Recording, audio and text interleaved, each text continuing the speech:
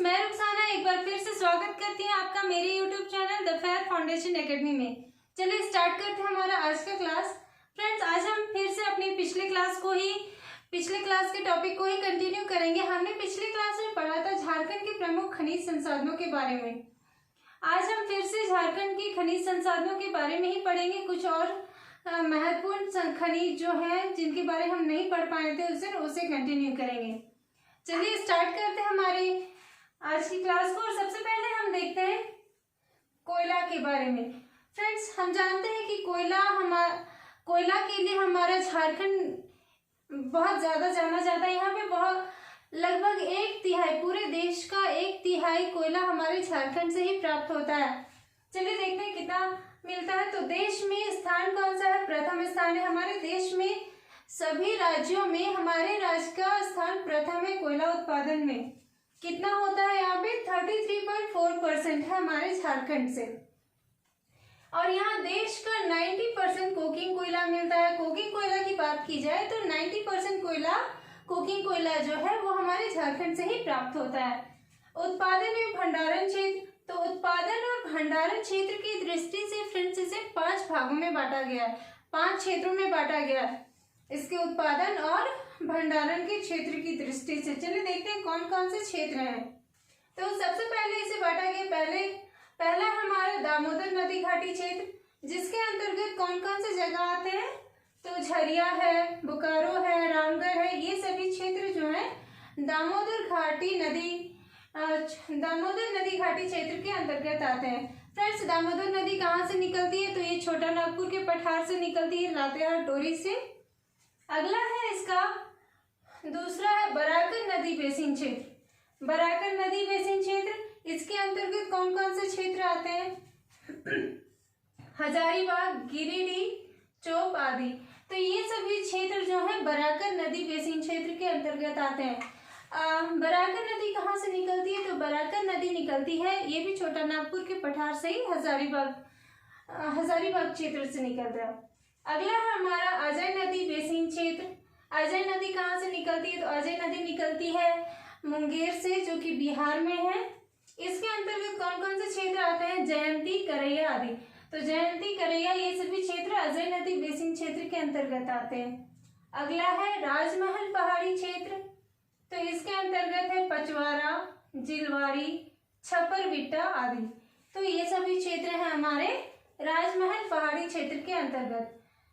फिर है उत्तरी कोयल बेसिन क्षेत्र।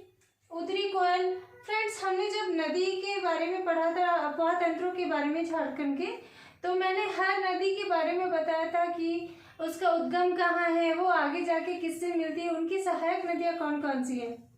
तो अगर आप लोग चाहें तो मेरा वो वीडियो भी देख लें, उसमें आपको ये क्लियर हो जाएगा कि कौन सी नदी कहाँ से निकलती है, उसके बारे में सारा कुछ डिटेल में आपको मिल जाएगा। चलिए, उत्तरी कोयल बेसिन क्षेत्र, इसके अंतर्गत डाल्टनगंज, अमानत नदी की घाटी आदि, तो ये सभी क्षेत्र आते हैं। तो ये जो हमारे झारखंड में कोयला प्राप्त होता है, तो उसे भंडारण और उत्पादन की दृष्टि से उसके क्षेत्र को 5 भागों में बांटा गया है। कौन कौन से थे? दामोदर नदी घाटी क्षेत्र, बराकर नदी बेसिन क्षेत्र, अजय नदी बेसिन क्षेत्र, राजमहल पहाड़ी क्षेत्र और उत्तरी कोयल बेसिन क्षेत्र। इन 5 क्षेत्रों में बांटा गया है। इसके अंतर्गत कुछ स्थान है, इन जगहों पे झारखंड में कोयले की प्राप्ति होती है। अगला जो हमारा खनिज संसाधन है महत्वपूर्ण, वो है यूरेनियम। यूरेनियम का स्थान देख लेते हैं कि ये कहाँ कहाँ पाया जाता है। तो ये पाया जाता है जादूगोड़ा, नरवो, कन्यालुका, डोंगरी, जुर्माडी। फ्रेंड्स, ये तो सभी जगह में यूरेनियम पाया जाता है, लेकिन अगर सबसे ज्यादा कहाँ पाया जाता है तो वो है जादूगोड़ा में। अगला ये जो हमारा स्थान है जादूगोड़ा, ये मुख्यतः यूरेनियम के लिए ही जाना जाता है। अगला हमारा टीन। तो टीन का स्थान कहाँ है? ये कहाँ कहाँ पाया जाता है? तो ये पाया जाता है संथाल परगना, हजारीबाग, पलामू, सिंहभूम और रांची। ये सभी जगह जो है ये इन जगहों में टीन की प्राप्ति होती है। अगला है चांदी। चांदी कहाँ कहाँ? हजारीबाग, सेवम और रांची। फ्रेंड्स, चांदी के बारे में हमें पूछा जाता है कि चांदी साफ करने का कारखाना झारखंड में कहाँ है, तो वह है टुंडू में। चांदी साफ करने का कारखाना टुंडू में है। अगला है हमारा ग्रेफाइट। अगला खनिज संसाधन हमारा क्या है? ग्रेफाइट है। इसका भंडार सबसे ज्यादा हमारा पलामू में है। सर्वाधिक अगर पूछा जाए कि ग्रेफाइट का भंडार कहाँ है, तो वह है पलामू में। इसके अलावा ये कहाँ कहाँ अन्य क्षेत्रों में पाया जाता है, तो वह है लातेहार, गढ़वा और रांची। इन जगहों में भी इसका भंडारण है, लेकिन अगर सबसे ज्यादा पूछा जाए तो वो मिलता है पलामू में।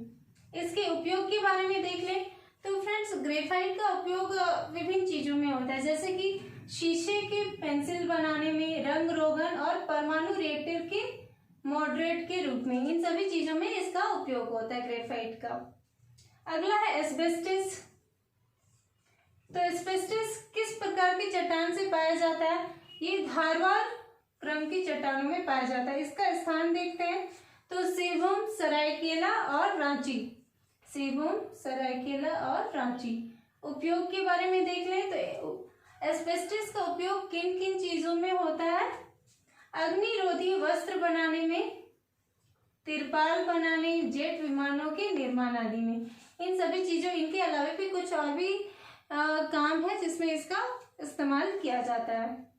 अगला है चूना पत्थर।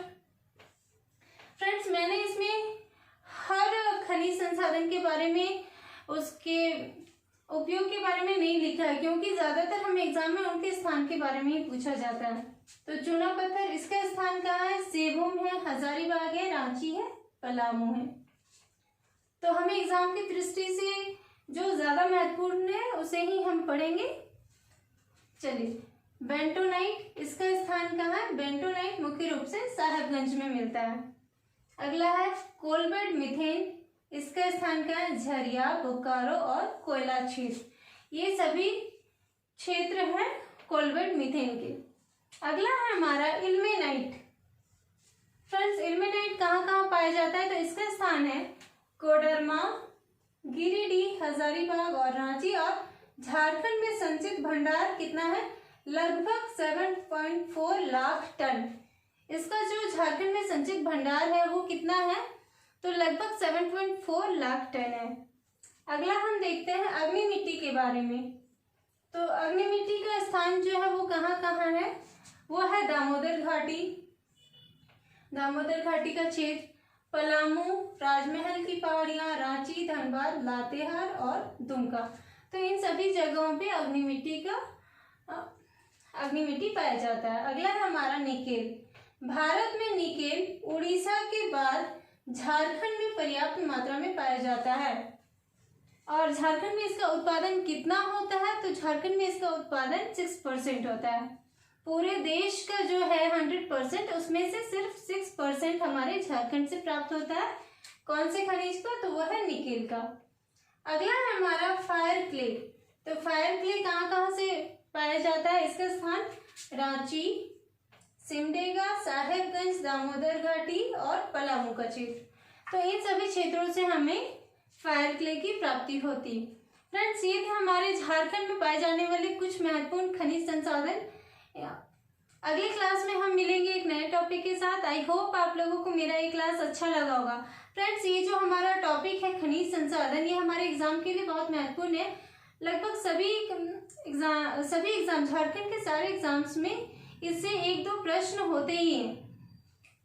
तो फ्रेंड्स, आप लोगों को मेरा ये क्लास कैसा लगा प्लीज़ मुझे कमेंट करके बताएं। और अगर अच्छा लगा तो प्लीज़ ज़्यादा से ज़्यादा शेयर करें, लाइक करें, और अगर आप नए हैं तो सब्सक्राइब करना ना भूलें। चलिए, मिलती हूँ अगले क्लास में एक नए टॉपिक के साथ। तब तक के लिए अलविदा। Thank you.